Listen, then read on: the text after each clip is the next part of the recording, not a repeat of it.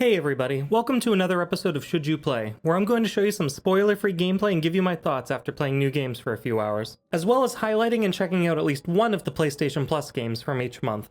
In this video I'm playing one of the September 2024 PlayStation Plus games, Little Nightmares 2, the second of the Little Nightmare games in which you're placed in a distorted world filled with grotesque and nightmarish creatures.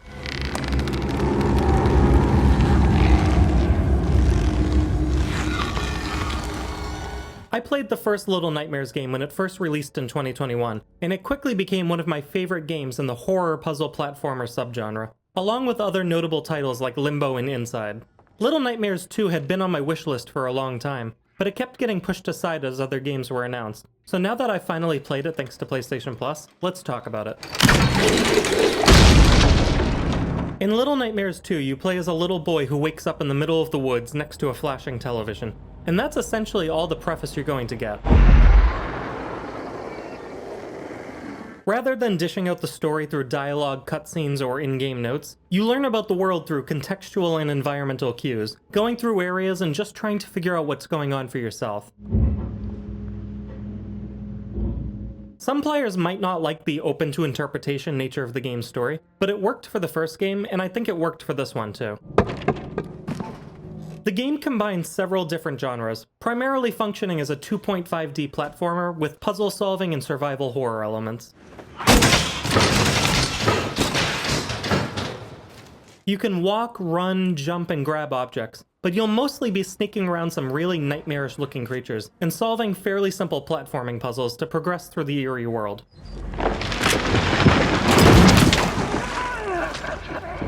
While the controls are generally tight and responsive, there are certain platforming sections that require more precision and can feel frustratingly clunky. I often found myself having to replay areas, not because of a specific challenge, but due to issues with aiming jumps at just the right angle, which became more annoying than anything else.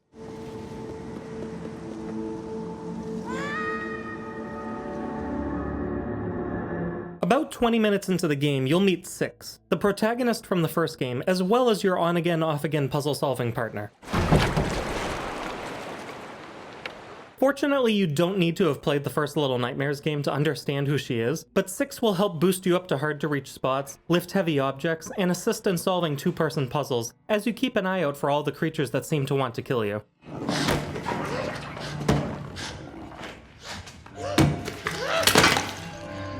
Unfortunately, despite Six being your partner, the game doesn't have any co-op support, but given how the story unfolds and plays out, it does make sense as to why that's the case.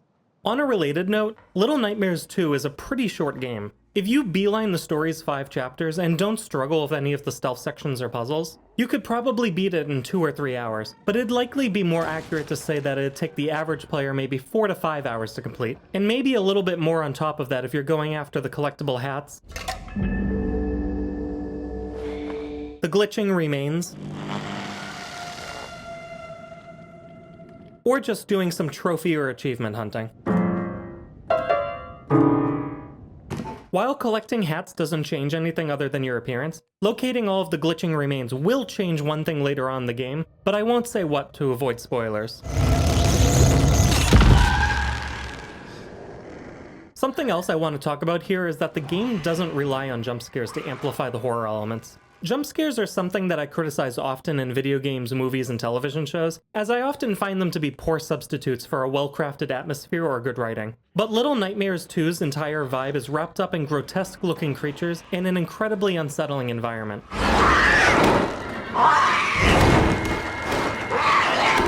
The game relies heavily on ambient sounds and unnerving noises, with music being used sparingly but incredibly effectively.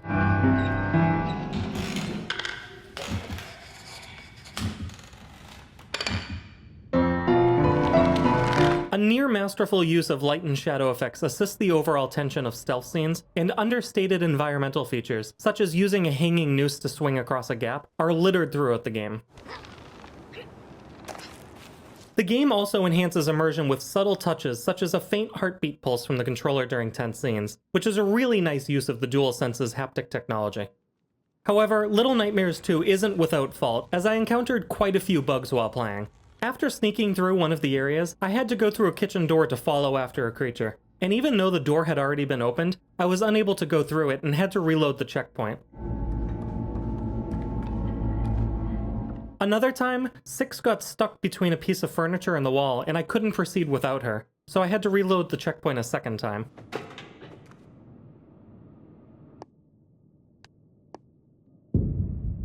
There were also a few moments where the physics weren't behaving the way they should, and some minor clipping issues cropped up here and there, but neither of those affected the overall experience in any meaningful way. With all that being said, Little Nightmares 2 is a pretty great game despite its short length, some frustrating platforming, and a few bugs here and there.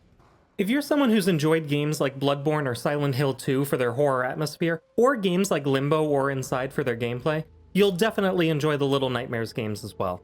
And even if you're not really into horror games, it's short enough that I'd recommend it anyway.